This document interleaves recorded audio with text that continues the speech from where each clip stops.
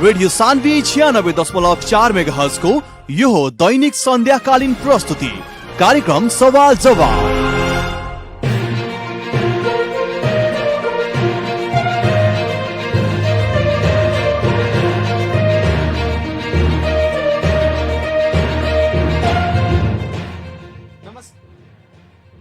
नमस्कार, हार्दिक स्वागत बा रेडियो सान्वी 96.4 मेगाहर्ज के प्रस्तुति कार्यक्रम सवाल जवाब में। कार्यक्रम सवाल जवाब के साथ उपस्थित हो चुकल बानी हम कार्यक्रम प्रस्तोता मुकलेश गदी। आदरणीय श्रोता मित्र, कार्यक्रम सवाल जवाब अपने हर एक दिन सजिया के 6:30 बजे से 7:15 बजे तक सुनते आ रहल बानी। कार्यक्रम सवाल जवाब में हमनी के देश के आर्थिक, सामाजिक, राजनीतिक लगायत समसामयिक घटनाक्रम और साथ साथ जनता के आम समस्या समाधान के खातिर आज से कार्यक्रम सवाल जवाब के मार्फत से हमनी के प्रयास करम सन। कार्यक्रम में कुछ चेंज भइल बाटे। आज से अपने सवाल जवाब कार्यक्रम सुन सकतनी हर एक दिन संजिया के 6:30 बजे से 7:15 बजे तक। कार्यक्रम प्रस्तोता मुकलेश गदी के साथ में। देश में आज फिर से एगो नया तरंग पैदा भइल बाटे। मधेश के मसीहा समझे वाला लोग आज दिखा देलक कि कुर्सी के खातिर मुद्दा कुछो नहीं खे। महंत ठाकुर और राजेंद्र महतो पक्ष के 8 गो मंत्री और 2 गो राज्य मंत्री सहित 10 जने आज कुछ देर में शपथ ग्रहण लेवेला बा। नागरिकता संबंधी अध्यादेश के लॉलीपॉप देखा करके वर्तमान सरकार सत्ता अपन टिकाऊ के खातिर मधेशवादी दल के आज 2 गो धार में ले जाके रख देलक। इसे प्रश्न हो चुकल बाटे। औपचारिक घोषणा ही मात्र बाकी बा। जसपा के 2 खेमा में होखे से अब केहू नहीं के बचा सकत। काहे कि आज राजेंद्र महतो जी उप प्रधानमंत्री और शहरी विकास मंत्री के साथे साथ परसा जिला के 2 जने सांसद, परसा क्षेत्र नंबर 2 के प्रतिनिधि सभा सदस्य विमल श्रीवास्तव जी और परसा क्षेत्र नंबर 4 के प्रतिनिधि सभा सदस्य लक्ष्मण लाल कर्ण जी। शायद ये परसा जिला के इतिहास में पहिल का इतिहास बा जे परसा जिला से 2 जने मधेसी समुदाय के लोग कुछ देर के बाद मंत्री के शपथ लेवे जा रहल बाटे। दुख के बात ई बाटे मधेश आंदोलन के मर्म और मधेसी जनता के जौन जन भावना रहे ओकरा के छोड़ करके अपन निहित सत्ता स्वार्थ में पड़ के मधेश के मुद्दा के वहीं के थाती रख के आज सरकार में सहभागी भइल बालो। जनता ये चीज के बहुत गंभीरता के साथ देख रहल बाटे। कार्यक्रम सवाल जवाब के आज के बहस और छलफल में हमनी के सखुआ परसौनी गांव पालिका के अध्यक्ष प्रदीप जायसवाल जी से बहस और छलफल करें सन। सबसे पहले कार्यक्रम सवाल जवाब में स्वागत करे के चाहे सखुआ परसौनी गांव पालिका के अध्यक्ष प्रदीप जायसवाल जी के। प्रदीप जी, स्वागत बा कार्यक्रम सवाल जवाब में। धन्यवाद। देखल जाओ अभी तक कहीं ना कि देश में एक तरह के नया उथल फुथल हो चुकल बा। राजनीतिक उथल फुथल खास करके मधेश में चर्चा परिचर्चा हो रहा बाटे। अभी के जौन राजेंद्र जी के नेतृत्व में केपी ओली के सरकार में 8 गो फूल मंत्री और 2 गो राज्य मंत्री सहित कुछ देर में शपथ लेवेला लोग बा। एकरा बारे में अपने का कहे के चाहे? देखिए, सबसे पहले तो हम कहम न कि जब तक ले देश के नेता लोग अब चुनाव बचाई रही तब तक ले देश उथल पुथल रही। दूसरा के इशारा पर जब तक चली लोग तब तक देश में उथल पुथल रही। देश में अस्थिरता ले आओ खतरा जब तक जाकर नेता लोग बाज अपना बड़का नेता बैठा जी जी उ दूसरा के इशारा पर ना चली। आज का बाकी देश में का रहल बा, एक चाइना बा, एक एने इंडिया बा, कैसन जी ई एकर कठपुतली हमनी के देश के नेता लोग बन के ही देश में ई अराजकता फैलता, अस्थिरता नहीं के आवत। और तो सरकार अगर कहे कि हमनी के है ई मधेसी नेता लोग के, ई देखिए क्या बा कि ई देश में पैसे प्रश्न होता कि ई कहीं ना कहीं कुर्सी के लड़ाई के तो ई आम जनता लोग के बेवकूफ बना रहल बा लोग। जी जी मधेश आज का बा- मधेश आंदोलन के अध्यक्ष आज जी का बा जौन कि मर्म ये रहे। लक्ष्मण- जी, आज ये लक्ष्मण लाल कर्ण जी जी बहुत लंबा लंबा भाषण कैल रहनी है हमनी के, ये भला फिर ई लोग ऐसे पहल के थी में पुष 5 गते के बाद जौन प्रतिनिधि सभा विघटन भई रहे। जी, तो यह घंटा घर तो हमनी को जुलूस ले गए देश। जी जी आज का बा कि परसा जिला में 2 गो मंत्रालय मिलल बा, बहुत खुशी के बात बा, 2 गो मिलल बा। ई तो अभी का बा कि 4 गो मिल जाए, मिल गई। जी अब बाकी नैतिकता नाम के चीज नहीं है, ईमान नाम के चीज नहीं है। देश कुर्सी खतरा आप और इज्जत लोग बेचे खतरा तैयार बा। आज का बा कि ई कमती में जौन हमनी के है, हमनी सुनने से ई मधेसी के मांग पूरा करावला, कथी मांग पूरा, जबकि एगो खाली जौन चौधरी जौन मारा एगो रेशम चौधरी जेल में है, जी जी ये कोई इंदिरा का ना छोड़ा के ई लोग राज कुर्सी के लोग में चल गए लोग। कमती में लोग तंगा एगो चूल्ही पर पानी में डूब के मरे वाला आज कंडीशन हो गई बा। लेकिन लाज शर्म देखिए अभी के जौन अवस्था बाटे, ये एक अपने तरफ के वरी रेशम जौन बा- चौधरी के सुनला, अभी भी ये वरी- जेल में रह के नागरिकता विधेयक जौन अध्यादेश बाटे उ नागरिकता- लॉलीपॉप में पड़ के नागरिकता विधेयक बा, हम गारंटी के साथ कहते हैं कि कोनो मधेसी के नागरिकता ना बने चाहिए। ये तो कहा कि ई लॉकडाउन बा, अभी कोनो अपने 77 जिला का सीडीओ सब पूछे तो कोनो संग चिट्ठी आइल बा। जी ये तो कहा कि अध्यादेश के मार्फत ई अध्यादेश देखिए, अध्यादेश तो विशेष परिस्थिति में ले आवे एगो बहुत बड़का जी सब ब्रह्मास्त्र है अध्यादेश। कहीं ना अंतिम अति- अस्त्र है अध्यादेश। अध्यादेश एकदम जब देश में कस के समस्या आ गई बा, ओकरा प्रतिनिधि सभा बैठे नहीं कर सकत, मंत्रिमंडल लेके बैठ सकत, वो टाइम में लास्ट विकल्प है अध्यादेश। अध्यादेश ही ई लड़का लड़के खेल ला लगे जब तब लड़का लड़का बच्चा घर पर आवला फिर मेडिकल शंका हो गई बात के अध्यादेश। लेकिन अभी के वर्तमान सरकार के तो कहीं ना कहीं फैशने हो गई बा, कौनो चीज में अध्यादेश प्रतिनिधि सभा के विघटन कर दी और देश के अध्यादेश के मार्फत से चलावल, ई कितना के उचित बाटे। ई देश में हम अपना के कहनी है कि देश में कुर्सी खतरा लोग कुछ अपन ईमान धर्म बेचे के तैयार बा।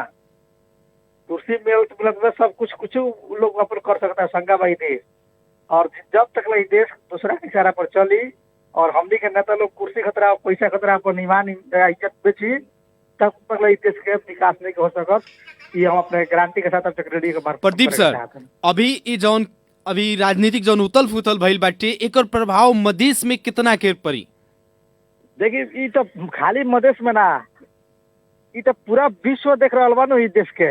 जी नेपाल देश एगो संघा देश बा कि एकरा के देखिए, एकरा के नेता लोग चाहे तो एकरा के स्विट्जरलैंड से अपने के सिंगापुर से ई बढ़िया देश हो सकता, लेकिन देश पछाड़ी पड़ल बा तो खाली नेता के चलते देश पछाड़ी पड़ल बा। और ऐसे का बा कि मधेश में का बा, एक तो मधेसी सदियों से ही देश में पिछड़ल बा, सदियों से गुलामी में उलझल बा, गुलामी के नीचे दबा के ई पहाड़ी मुल्क के लोग, पहाड़ी सत्ता के लोग, कांग्रेसी माले के लोग दबा के रखल बा मधेश के। और इस संख्या से गद्दार नेता लोग मधेश के वोट लेके और मधेश के मधेसी के खून बहवा के ओकरा खून पर राजनीति करके आज अपन चरित्र बेचता लोग। तो ऐसे तो अब मधेसी जनता का तो अब विश्वास केकरा पर करी। जी ऐसे तो मधेश में एगो बहुत बड़का एगो, अब कथी बताओ अपने के, मधेश में तो एगो मधेसी के घात करे वाला लोग, जौन लोग मधेसी के खून से जा आज उ लोग कुर्सी प्यारा लागता, मधेसी के खून भुला के अपन इज्जत प्रतिष्ठा बेच के मंत्री बन गई लोग, शपथ लगा जाता लोग। ऐसे मधेश में बहुत ज्यादा असर पड़ी। और एगो हमनी के मधेसी है ही, हमनी के मधेसी गद्दार बकवा के एगो एकर संगे एकरा के देवल जा सकता कि हमनी के भीतर हमनी के आदमी हमनी के गद्दार बा, संगे एकरा के संगे देवल जा सकता। ई तो जी। गद्दारी के एगो अंत बने बहुते हद हो गई का। काहे कि कुछ दिन ही पहले जेकरा के असंवैधानिक कहनी, अलोकतांत्रिक कहनी, प्रतिगमनकारी कहनी, आज ओकरे संगे वही प्रतिगमनकारी के संगे, वही अलोकतांत्रिक के संगे और वही गैर संवैधानिक के संगे आज जाके सत्ता में साझेदार भईनी, ओइसन ओइसन व्यक्ति के बढ़ावा देनी, तो सबसे ज्यादा तो अपने गद्दार भईनी। ई अगर ई लोग खाली जौन हमनी के ई जसपा बन रहलो, नया जौन संघीय समाजवादी और राजपा मिल के जसपा बन रहलो, जी जी, देश के एगो तीसरका वैकल्पिक शक्ति के रूप में आगे बढ़ एमे रहा तक मोहन ठाकुर के प्रधानमंत्री मिले वाला रहला ओकरी। जी देखिए आज वो एगो इतिहास कोनो मधेसी के बेटा और जब नेपाल के इतिहास में लिखाए वाला नेपाल चीज। में कोई इतिहास जो लिखाया जाता है कि मधेसी के बेटा ये लोग तो गृह मंत्री मांगता तो कितना गृह मंत्री का लख लोग, ये लोग ये तो श्रम मंत्री कौन कौन मंत्री कैसा। जी अब ऐसा का बाकी एगो एकदम गद्दारी के भी एगो नैतिकता पतन के भी ई हद हो गई कैसन। ओकरा बाद में का बा कि अभी के पीरियड में अभी तक का बा कि ई लोग मिल के जितना आघाड़ी पड़ल पूरा मधेश अभी खुश रही लोग पर। और वो टाइम में का बा कि प्रधानमंत्री जब अपने मोहन ठाकुर जी बनती जी जी वो तो रेशम चौधरी के भी जथी चौधरी तथी हो सकत रहे नु। एकदम हो सकत रहे। टांगा से फुट के आ जाके 2 बजे रात के चाय पिए अथी में सिंगदर अथी प्रधानमंत्री निवास में 2 बजे रात के चाय पिए जाए के है भेंट करे जाए के तो हई बहाना से जाए के। अब ऐसा कहा बा कि मधेसी पर ये लोग पछाड़ी से ये लोग पीठ पर वार कैले बा, छुरा पीठ पर लगेले बा। ये लोग सामने से छुरा मारित न मधेसी के जी तो मधेसी ओकरा के हंसत स्वीकार कर लेके पछाड़ी से वार कैले बा लोग मधेसी के। तो ऐसे ये जनता में ये लोग के अब तो मधेश के जनता में मधेश के ठाव में मधेश के भूमि में ये लोग जैसे मतलब अब कथी बताओ ये लोग जैसे निर्लज लोग बहुत कम बा। और शंका फिर हम तो भगवान से प्रार्थना भी करब शंका गद्दार लोग हमनी के मधेश के धरती पर फिर जन्म मत लियो। ये भी हम भगवान से आग्रह करब कि हमनी के मधेश के धरती पर हमनी के मधेसी के पीठ में पछाड़ी से वार कर लोग भगवान ही धरती पर जन्म मत दी। अभी के वर्तमान राजनीतिक अवस्था देख करके कहीं ना कहीं मधेश के जितना भी मधेसी जनता बाटे सारा लोग कहता कि आज प्रधानमंत्री से गृह मंत्री के आश्वासन में गृह मंत्री पर से उप प्रधानमंत्री या शहरी विकास मंत्री में सारा मधेश के जौन मुद्दा रख ओकरा के धो देवल गई। एगो हम देखा था एगो केपी ओली जी प्रधानमंत्री बनल बारन जी जितना झापा में विकास बजट बा उतना ही 2 नंबर प्रदेश में नहीं है। और अपना सही भी हम अब तक रेडियो के बार बार सरदारी करके खातिर हम तक रेडियो जे भी जानता सुनत के हमारा आवाज ये लोग शहरी विकास मंत्री कोनो मंत्री मिल के नु ये लोग देखे कि लोग लगे हाथ में बजट नहीं फिर लागी लोग आके रोड में भाषण कर लोग मलाई तो मंत्री बनाई दिन हो मलाई अधिकार दिन भए न मलाई बजट दिन भए न मेरो साथ धोखा भयो कके फिर आई लोग घाटा गर्नु ये भाषण कर लो। सबके जनता छोड़े वाला नहीं है मधेश के जनता बिरगंज के जनता छोड़े वाला नहीं है। मधेसी लाई केपी ओली यस्तो गर्दियो बजट दिए न के गर्ने हामी चलाउन सकेन ये लोग फिर घंटा कर राखे चिलाई अपने को बात लिख के रिकॉर्ड कर रखल ले जी।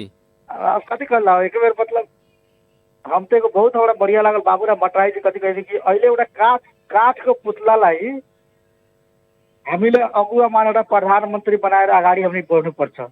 जी जी वो शंका बात आई रहे वो शंका बात वो हमने के लागल कि ई केपी ओली के जौन एगो तनाशाह के नेपाल में जन्म भइल बा ई तनाशाह के अंत करे खतरा हमने के केहू के प्रधानमंत्री माने के तैयार बैठल जौन बाबूराम भट्टराई जी के एगो अभिव्यक्ति आई रहे वो बहुत सराहनीय रहे। और वो टाइम में कहा रहे कि लोग सारा के मिल के जाई आज का बा कि ये लोग 8 गो 12 गो 13 गो मंत्री मिली थी लोग के जी जी। और का बा कि जौन शेर बहादुर देवगा के अब प्रधानमंत्री में लोग 149 को संसद लोग जौन सही कैला बने उनमें भी यहाँ लोग अगर मिल के चल रहे आज यहाँ लोग 8 को उतर भी तो यहाँ लोग कुर्सी तो मिल रही नु एकदम मिलत मधेसी के मांग भी पूरा हुई और उतर कुर्सी भी मिली कैसे एगो शान शौकत रही ई तो एगो का बाकी कर्याता के एगो कायरता के हद हो गइल का। ऐसे तो प्रश्न होता प्रदीप सर की राजनीतिक कुर्सी खातिर ही बाटे सारा लोग जे राजनीति कर रहल बा ओकर अंतिम कहीं न कहीं स्वार्थ कुर्सी बाटे ना सारा लोग कहे के नाम मिली अभी भी इसमें बाजी से कि हम तो बहुत हमरा बढ़िया लागल एगो फिल्म है नाना पटकर के हम डायलॉग सुननी कि 100 में 80 बेईमान फिर भी मेरा देश महान जी। वहाँ कहा बा कि 20% जो लोग बा नो ईमानदार 20% जो लोग बा वो पैसा कितना हो जाए तो पैसा से बचावे ला नहीं है। लेकिन हमनी के नेपाल में तो 100 में 20 कर दिया हमारा तो अब 100 में 99 बेईमान भाई हम जी जी। 1-2 आदमी बा वो शंका जाना के चलते आज भी अभी नो शंका लोग बा कि अपन इज्जत प्रतिष्ठा बचा के शांति से बांटे और जैया वो लोग आगाड़ी आई तैया तब जाके देश के विकास हुई। कुछ लोगों संगा बा और हर एक पार्टी में संगा कुछ लोग बा जब तक लोग आगाड़ी ना बढ़ी तब तक देश पशुपतिनाथ के देश पशुपतिनाथ भगवान के इतना बड़का भगवान के देश बा लेकिन यहाँ कायर नेता लोग है नैतिकता हीन नेता लोग के चलते ही देश अभी तक हमनी के पछाड़ी पड़ल बा। जी अभी जेंगो देश कोरोना महामारी के संकट से गुजर रहल बाटे, दूसर का लहर से गुजर रहल बाटे, जनता कहीं ना कहीं जे भूखमरी से मर रहल बाटे, जनता के खोप जरूरी बा। लेकिन ये जौन संघीय सरकार बाटे, केपी ओली जी के नेतृत्व की जौन सरकार बाटे, उस सरकार अपन सत्ता स्वार्थ कुर्सी बचाव के खातिर जौना ढंग से राजनीति के घिनौना खेल हो रहल बाटे, एगो अपने भी स्थानीय सरकार के प्रमुख बानी, स्थानीय सरकार के प्रमुख के हैसियत से अभी के जौन सरकार के सत्ता टिकावे वाला रवैया के बारे में अपने क्या कहे के चाहे? देखिए हमार बुझाई पे का बा कि जितना लोग नेपाल में जैसे मरल बा नु जी, जितना लोग मरल बा उ सब के हत्या भइल बा, मरल लोग नहीं के। और उस सब के हत्यारा के बता हमनी के प्रधानमंत्री केपी ओली।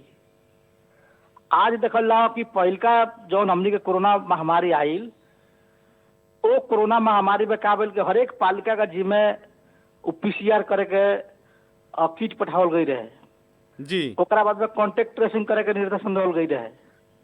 वो टाइम में चेक के दायरा बहुत ज्यादा बढ़ावल गई रहे, आइसोलेशन बनावल गई रहे, क्वारंटाइन बनावल गई रहे। वो टाइम में क्या हो गया कि जितना आदमी बाहर से हमने के वो लोग क्वारंटाइन में रखी सन। क्वारंटाइन वाला आदमी के 14 दिन क्वारंटाइन में बैठला के बाद में वो लोग पीसीआर टेस्ट होके, पीसीआर टेस्ट भइला के बाद में जब निगेटिव आवे तो वो लोग हमने घरे पठाई सन, और जब पॉजिटिव आवे तो वो आदमी के आइसोलेशन में रखी सन और फिर कॉन्टेक्ट ट्रेसिंग होकर ओकरा पछाड़ी ओकरा संगे के बा। वो तरह कहने से तो हमने के नेपाल में बहुत कम लोग मर रहे। लेकिन आज तक आवा कि अपन कुर्सी बचाव के तरह कोरोना के फ्री छोड़ दल गई सपा जी, और फ्री छोड़ दल गई केहू से केहू आवे टेस्ट ना होके। आज भी देखल आज नेपाल में अपने के का बा कि चेक के दायरा कम कइल गेल बा। काहे के तरह एगो अपने के बताए तनी कि ई अपने के कर वसूली करे खतरा आषाढ़ में कर वसूली करे खतरा चेक के दायरा घटावल गइल बा जी, चेक के दायरा भी घटावल गई। लॉकडाउन के जौन अवस्था रख ओकरा के कहीं न कहीं एकदम खुकलो बनावल गई ताकि अब लोग आसार मसांत में करवा बुझा दे। और ई निकम्मा सरकार का बा कि खाली अपन कुर्सी बचाव के टाइम में, कुर्सी बचाव के खेल में सारा लोग के मुआ देलक। और उ लोग के तो हम तो कहम कि सारा के लोग के हत्या भइल बा और उ हत्या के जिम्मेवारी ई प्रधानमंत्री के लेवे के पड़ी।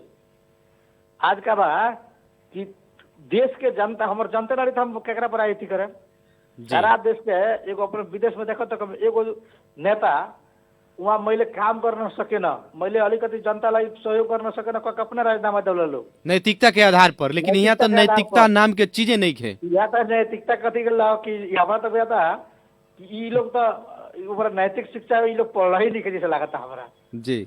हाँ वो टाइम में तो नैतिक शिक्षा हमने के स्कूल में पढ़ ला। आज नैतिक शिक्षा स्कूल में पढ़ाई नहीं के होत। लेकिन ई लोग कौन पाठ पढ़ ला, लोग कहाँ से कथी लेके आइल बा? खाली कुर्सी के खेल में ये माला के फोड़े के, अपने पार्टी के लोग के फोड़े के, ओकरा बाद में जसपा के फोड़े वाला काम ये केपी ओली जी के भइल बा, माओवादी के फोड़े के। ई देश में जौन फोड़ी खेल भइल बा एकदम घिनौना बा। और नेपाल के लोग एकरा के एकदम घिनौना राजनीति के सबके निमन से निहार रहल बा, निमन से देख रहल बा। और आवे वाला दिन में आज जौन भी लोग खेल खेल रहल बा, आज सत्ता में बा लोग, सत्ता के एकदम कब्जा करके रखले बा लोग। लेकिन ई लोग के पसंद जल्दी होके वाला बा। ई लोग के का बा पाप के घड़ा ई लोग के भर चुकल बा और तुरंत ई लोग के अंत होई। बेसी दिन के लोग के अंत बेसी टाइम नहीं लगे वाला। और जे आज नया नया प्रधानमंत्री भइल बा लोग, मंत्री लोग नया मंत्री लोग भइल बा लोग, ई लोग तो हमनी के बधाई देता है जे अपने लोग बहुत अपने लगे बधाई बा, हमनी के तरफ से शुभकामना बा। लेकिन अपने लगे उल्टा गलती याद कर रहे लगे। अपना कोई तक लगे मंत्री भाई लगे अपने वो दिन कैलेंडर में चीरा मारल स्टार्ट कर दिले। काहे कि विगत के अभी पूछ 6 गते के बाद जौन प्रतिनिधि सभा विघटन भइल और ओकरा कुछ दिन के बाद ही कहीं न कहीं जे सर्वोच्च अदालत प्रतिनिधि सभा के कहीं न कहीं फिर से पुनर्जीवित कर देलक, फिर से स्थापना कर देलक, कहीं फिर वैसन कोई अवस्था आ जाता अइबे करी नाव के बात नहीं कैसे पहले भी बहुत लोग मंत्री भइल रहा। तो जे मंत्री भइल बा लोग, ये लोग के अवस्था का रही? देखिए ई लोग अभी करिए उल्टा गिनती स्टार्ट बा। आज शपथ ले लोग आज से लोग उल्टा अपन काउंट स्टार्ट कर लो जी। यानी कि जो नेकपा के कहीं ना कहीं माओवादी घटक जे राम बहादुर थापा, बादल, प्रभु शाह, लेखराज भट्ट, जे लोग रहे, जे लोग पार्टी के कहीं ना कहीं सिद्धांत, नीति, नियम, विधान के विपरीत सरकार में गई लोग, आज हालत का हो गई लोग के? वो लोग के यूज एंड थ्रो हो गई लोग से खराब कंडीशन ई लोग ना घर के हुई ना घाट के हुई। उ तो का बा कि तू तो ये मान से उस टाइम में कहा रहे कि दोनों पार्टी माओवादी और नेकपा एक बात है कि ये मान एक होकर चुनाव लड़ रहे हैं। उसे कहा बोल कि वो आंतरिक द्वंद में मंत्री भाई लोग ना, ये लोग तो कहा अपना पार्टी में से है। जी जी ई तो मधेश के एगो मसीहा लोग एवराज और मधेश के पछाड़ी से वार करे वालो, पीठ में जो चाकू मारले वालो, छुरा मारले वालो, ये लोग तो वो लोग से बहुत ज्यादा कंडीशन कष्ट के खराब है। इन लोग तो इतना ज्यादा कि ओकर कोनो जवाब नहीं है। अभी जौन ना इसी किस्म से कहीं ना कीजिए परसा जिला के दू गो मंत्रालय मिलल बा, और वो कहीं ना कहीं इतिहास में परसा जिला के इतिहास में पहिलका बार ऐसा चीज आइल बाटे। एकरा के कौना ढंग से व्यक्त कइल जाओ, खुशी के रूप में व्यक्त कइल जाओ कि कौना ढंग से? अध्यक्ष जी, ई लोग के नैतिकता पर तो खुशी हमने के मनाव ई लोग के नैतिकता पर, ई लोग के निर्लजापन पर जी हमने के मधेसी जनता जो बुझे वाला एकदम खुश बा कि भाई अपने लगा बहुत बढ़िया कैला भाई लगा। लेकिन क्या बा कुछ देर पहले अपने का था जबरदस्ती अभी बनावल है, केंद्रीय सदस्य बनावल है, सुनल नहीं है जी जी कि ये वाला के केपी ओली जी प्रधानमंत्री जी हमने के जबरदस्ती लोग के पकड़ पकड़ अथी केंद्रीय सदस्य बनावल है, वही तरह भी पकड़ पकड़ के मंत्री बनावल जाता। जी जी कि अगर और वो संकट अभी वो संकट ईमान बचा लोग हमने के यहाँ परसा जिला में दुई आदमी अगर बेसी आदमी रहित में जी वो लोग प्रधानमंत्री मंत्री वो लोग बनल रही, मैंने दू आदमी बेचल बा, दू आदमी बनल बा, और वो संग ईमान बेचे वाला लोग नहीं बनल ना, तो और लोग रहित बने बेचे वाला ईमान बेचे वाला तो और लोग मंत्री बने। यानी कि और जितना भी नेता लोग बाटे जसपा के, उ लोग एगो अपन नीतिगत सिद्धांत पर पार्टी के कहीं ना कहीं जौन विधि विधान बाटे, जौन अनुशासन बाटे, ओकरा भीतर रह के काम कर रहल बालो। जी उसे तो वो लोग मंत्री ना मिल, अगर वो लोग भी वो संग रहित अपन ईमान नैतिकता बेचे वाले तो वो लोग भी मंत्री मिल जाए, निमन मंत्री मंत्रालय मिली तू लोग। लेकिन अध्यक्ष जी, ई मंत्री लोग के जौन कहीं ना कहीं कार्यकाल बाटे एकदम अंधकार बाटे। ई लोग के कार्यकाल कितना अपने करियो नु घंटा घर बना के भाषण कहिल लो जी कि मलाई मंत्री बनाई दिनु भयो, मलाई बजेट दिनु भएन, मसँग धोखा भयो, मधेसी भएर मलाई हेप्नु भयो प्रधानमन्त्री जीले। अब तो बुझाता बजट खातिर भी बीरगंज के घंटा घर में आके आंदोलन करे के पड़ी। जी का बाकी देखी राजनीति के एगो संगा चीज है। राजनीति के मतलब का भइल कि एगो राजनीति के मतलब एगो लीडर होला, राजनीति करे वाला व्यक्ति एगो लीडर होला, और लीडर के संगा ऊपर अपना समाज के कितना हम आगाड़ी लेके बढ़ी। ओकरा का बा राजनीतिक वाला का कुर्सी प्यारा ना होला, राजनीतिक वाला का बा अपना समाज के सही ओकर दिशा में ले सिद्धांत, जाके ओकर आगाड़ी। विचार, जी। ओकर नीति ओकर प्यारा हो गई। और का बा कि राजनीति में धर्याता सबसे बड़का चीज है, जे राजनीति में धर्याता कैला बा, जे राजनीति में अपन तंगा सुखी कुर्सी के लोग बने के परत पैसा कमाए के लोग बने के आदमी बिहार के में जाके आगाड़ी बढ़ेला। राजनीति में ज्यादा छुदुर बुदुर करे वाला, ज्यादा कुर्सी के लोग, ज्यादा पैसा कमाए वाला लोग जी न सुनला कम जितना हाइट पर उड़ल जाला ऊपर से गिरल तो उतना कस के चोट लगी। अब कस ऊंचाई पे अपना छलांग मारता नहीं, ऊपर से गिरम तो अपना को उतना कस के चोट लगी। जी जी तो उसे कहा कि कस के उड़ल ठीक ना लग रहा है में।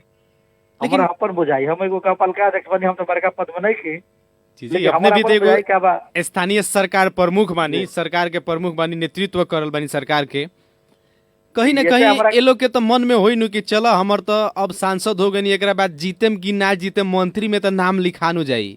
हाँ तो कहीं तो एगो इहो भावना हो सकता सरकार में जाएगा। इन लोग तो नाम लिखा जाए, लेकिन इन लोग के का बिहार के डेट में होई जनता, ई परसा जिला के जनता, ई मधेश के जनता जी, ई लोग के बिहार में कौन हालत करी अब ये लोग बुझिले। प्रदीप सर, अपने भी जसपा के एगो कहीं ना क्रियाशील युवा जुझारू नेता बानी। ई जौन अभी के अवस्था जसपा के अंदर आइल बाटे, ई अवस्था से जसपा में कितना के प्रभाव एक रही? देखिए जसपा में अब तक का बा कि हर एक जगह का होला कि निमन लोग खराब लोग रहेला, हर एक ठाव में निमन लोग खराब लोग रहेला। हमने का बा कि माननीय उपेंद्र यादव जी, बाबूराम भट्टराई जी, एमे तो अपने के बहुत निमन जैसे कि अपने के पहाड़ी मधेसी मिल के एगो पार्टी बनल बा। जी जी, जौन एगो समुदाय संप्रदाय से जौन पार्टी के शुरुआत भइल, आज देश के कहीं ना कहीं हिमाल पहाड़ तराई तक फैल गई बाटे पार्टी। आज का बा कि पार्टी में अपने के ये माले में वरिष्ठ उपाध्यक्ष रहल अशोक राय जी के नाम सुनले बने। जी जी, वहाँ के कितना दिन से राजनीति करते नहीं, और वहाँ के क्या बा कि आज तक कोनो किस्म वहाँ के उपलब्धि संगा कुर्सी चाहे वो संगा में वहाँ के लेके गई। आज वो संगा लोग हमने के पार्टी के संगे बानू। जी जी, बाबूराम भट्टराई जी जैसे व्यक्ति, उपेंद्र यादव जी, आज का बा कि उपेंद्र यादव जी के लागल लोग तुरंत फल्ला हाथ में बचा गए तो हई हो गए, हो गए विभिन्न किस्म के टीका टिप्पणी। ई गजेंद्र नारायण सिंह जब हमनी के वहाँ के मधेश के मुद्दा खतरे एकदम खड़ा उतर नहीं और वहाँ के कुर्सी के प्यारा ना रहे, मधेसी के मुद्दा प्यारा रहे और वहाँ के लड़ाई लड़ते लड़ते मर गए नहीं। आज का बा कि हमनी के उपेंद्र यादव जी पर हमनी के विश्वास बा कि वहाँ के हमनी के मधेश के एगो सच्चा योद्धा बानी और मधेश के जब तक ले मांग पूरा ना हुई तब तक ले वहाँ के हिले वाला नहीं थी और वहाँ के मांग पूरा करम। ऐसे हमनी के विश्वास भरोसा बा जसपा पर, अभी जसपा पर से हमनी के शंका किस्म के विश्वास हटल नहीं है। कुछ गद्दार लोग बा जो की फोरी खेल खेलता कुर्सी के लोभ में जाकर अपन ईमानदार बेचता, कुछ लोग पाओ शंका और कुछ गलत लोग हरेक जगह रहेला, शंका बात नहीं है। जी जी। तो ऐसे जसपा पर से विश्वास जनता के हटी ना। हाँ, उनमें जसपा के भीतर अगर जो खराब तत्व लोग वहाँ वो अपने निकल जाता बाहर से तो प्रश्न और क्या होता कि बढ़िया हो जाता। यानी कि जसपा पार्टी अब कहीं ना कि जे एकरा का कहब, प्रशोधित हो गई, कहीं ना कि फिल्टराइजेशन एकरा में फिल्टराइजेशन हो गई, फिल्टर हो गई जी। जे जसपा के में जे खराबी चीज रख हो अपने आप बाहर चल के लोग के बाहर करहु के ना पर बाहर करो के ना पर अपने आप बाहर निकल गई। अब विनाश काले विपरीत हुई जब सुनला ही बाने। जी जी। विनाश काले विपरीत हुई जब बाघ के मरक रहला तो जंगल छोड़ला जी। और संगे ही बा जसपा पार्टी तक बढ़िया पार्टी में कुछ लोग खराब आई अपने में निकल के चल गई कुर्सी को लोग जनता को अपने हटा दे अपने वर्ग साइड ला गई। ऐसे प्रश्न का होता कि जौना भी राजनीतिक व्यक्ति के अगर ओकरा विलय होखे के बाद राजनीति से तो अपन राजनीतिक विचार धारा पार्टी के सिद्धांत ओकर अनुशासन ओकर विधान के विपरीत जा सकता। जी एकदम एकदम अपने कने विनाश कर ले विपरीत। जब आदमी के अब विनाश होकर बर्बाद होकर मत बिगड़ जाए और लागे उल्टा पुल्टा करे। आज का बा कि कुर्सी तो ये लोग कुर्सी तो तरह मिलत लन हो, जबकि अपने के पता नहीं है कि हमने के अगर ये लोग फुट ना खोके एक समय रहित लोग तो कुर्सी तो ये लोग यही तरह मिल जाए। जी जी। एगो बल तनसा के जो तनसा जन्म भइल ओकरा जाके घंटा कर तो गरिया तनी ओकर पुतला फुके तनी अखनी ओकरा संगे जाके बिना और खाली रेशम चौधरी के छोड़ दे रही सरकार जो नागरिकता विधेयक में जो अध्यादेश आयल भाई अगर नागरिकता बने लगे रही खाली हो झूठ मूठ के है प्रहरी से पर लाठी चला प्रहरी पर कुछ ढूंगा मुड़ा कैला आदमी खाली छुटल बा। जी जी। लेकिन एगो तो आज का बाकी जो इंडिया के बेटी के नेपाल में अगर शादी होता तो अगर और 100 वर्ष के बाद नागरिकता बनाओ के तो संग तो मांग पूरा नहीं भइल। अभी नहीं भइल नागरिकता के जो समस्या रहे वो समस्या अभी भी समाधान ना भइल।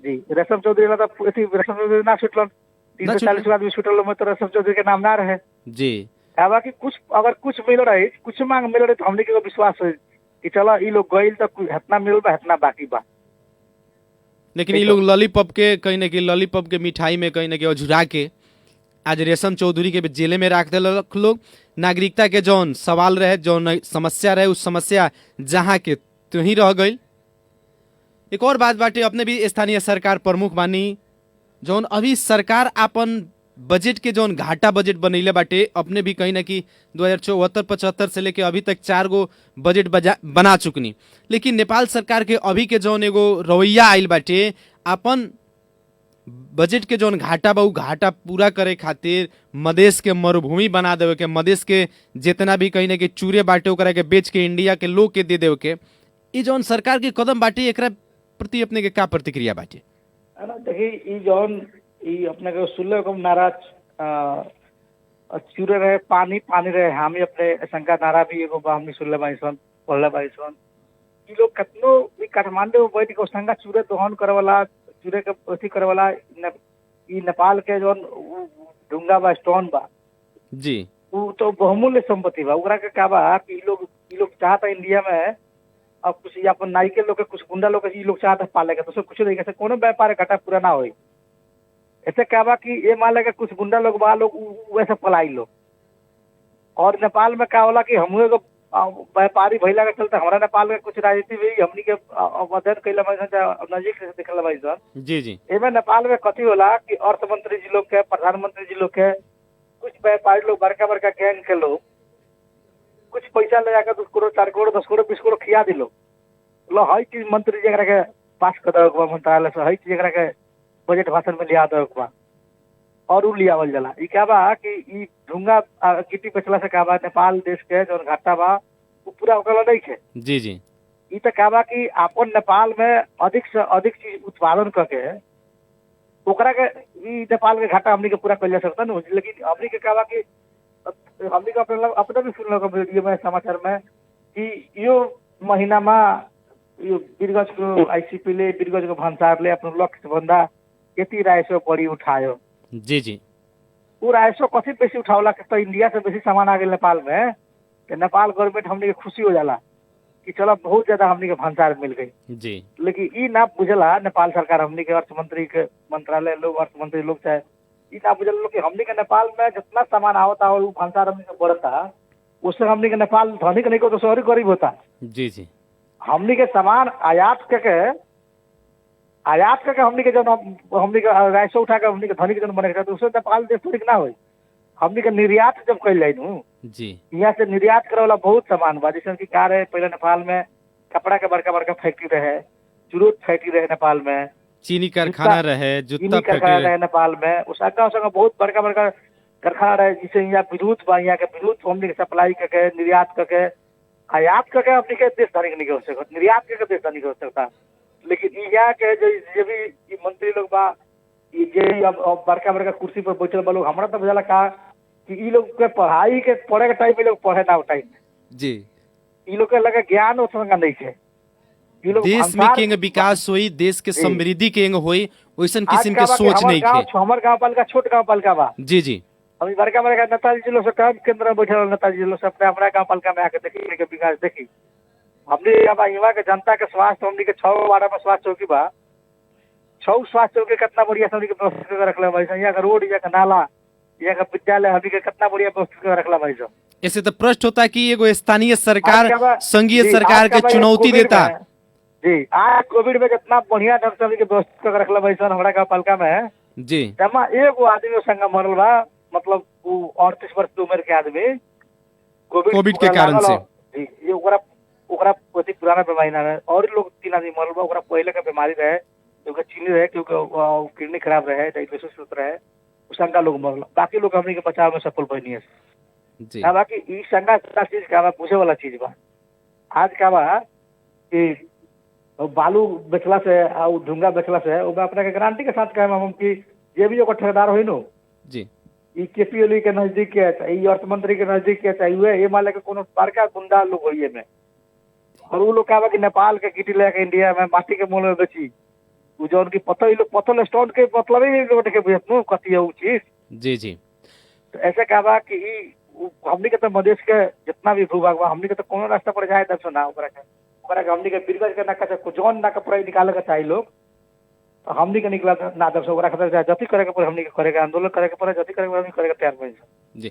प्रदीप सर काठमांडू में बैठ के जति करिलो तथी नेपाल के जनता मान जाई और ई मधेसी मान जाई, संगा बात नहीं है। चलिए आज हमनी के जोन सवाल जवाब कार्यक्रम के निर्धारित समय रखा, समय के अंत में बानी सन रेडियो सुन रहल आम श्रोता मित्र, आम जन समुदाय, आम अपना गांव पालिका वासी लोग के का संदेश देवे के चाहे ई कार्यक्रम के मार्फत से? जी हम ये संदेश दें अपने रेडियो के मार्फत कि ई देश में जौन भी ई राजनीति गलत राजनीति हो रहा बा, ए पर हमनी के मधेसी जनता लोग, हमनी के मधेश के लोग हमनी के ये पर बेसी ध्यान ना देके हमनी के अपना गांव घर में कोरोना के बहुत जो बड़का महामारी आई बा जी, एकरा के बचे खतरा हमनी के सामाजिक दूरी जो कायम करे के बाद, साबुन पानी से हाथ धोए के बाद, सैनिटाइजर प्रयोग करे के बाद, मास्क प्रयोग करे के बाद, भीड़ भाड़ में नहीं जाए के, ई सब चीज हमनी करे के पड़ी। ओकरा साथ साथ का बाजे ई देश में कुछ होता है उसको हमनी के खासे मतलब ना रखल जाओ। हमने अपना गांव घर में हमनी के अब बढ़िया ढंग से मिल के रहल जाओ। अभी का बाकी बहुत लोग ई लॉकडाउन में बहुत लोग के समस्या हो गई बा खाना पीना के। अगर जो धनिक आदमी बानी अपना और पड़ोस में केहू गरीब और आदमी बा, ओकरा के सहयोग करे के, ओकरा के कुछ जितना अपना हो सके उतना सहयोग करे के। और ई क्या बा कि मधेश में हम कहब कि राजनीति में मधेश में अभी भी कुछ संगा नेता लोग बा, ई मधेश के सच्चा पहरादार बा, मधेश के बेटा बा, मधेसी के ओकरा में खून बा, और जकरा में मिक्स खून बा उ मधेसी खतरे का तारीख कर सकता, सारा लोग मधेश खतरे का तारीख नहीं कर सकता। तो ऐसे हम ई कहब कि निरुत्साहित ना होके के पड़ब, और आज भी जसपा पार्टी जौन बा वो मधेश के मुद्दा खतरा लड़े के तैयार बा। से अपने हबड़ैला के जरूरी नहीं है, जे गलती करी ओकर तुरंत प्रमाण मिलबे करी गलती के, ऐसे हबड़ाए के नहीं। हम चलिए बहुत बहुत धन्यवाद। इतना व्यवस्था के बावजूद भी अपन समय देनी और अभी के वर्तमान राजनीतिक परिवेश, राजनीतिक अवस्था के बारे में एगो अपन बहुत बढ़िया मंतव्य रखनी, हमने के साथ बहस और छलफल कैनी, एकरा ला अपने के ढेर सारा धन्यवाद देवे के चाहे। धन्यवाद अपने। आदरणीय जन समुदाय, कार्यक्रम सवाल जवाब के आज के बहस और छलफल के अंत में बानी सन। कार्यक्रम में समय देनी है एकरा खातिर हमने के सखुआ परसौनी गाँव पालिका के अध्यक्ष प्रदीप जायसवाल जी के बहुत बहुत धन्यवाद बाटे। कार्यक्रम सुन के साथ देनी एकरा ला अपने लोगन के भी ढेर सारा धन्यवाद देते हुए हमरा आवाज के अपने के रेडियो सेट तक पहुंचाओ में सहयोग गयनी हमने के सहकर्मी अनूप यादव जी के भी ढेर सारा धन्यवाद देते हुए आज के सवाल जवाब के बहस और छलफल से हम कार्यक्रम प्रस्तोता मुकलेश गदी आज के खातिर विदा चाहत बानी। प्रणाम।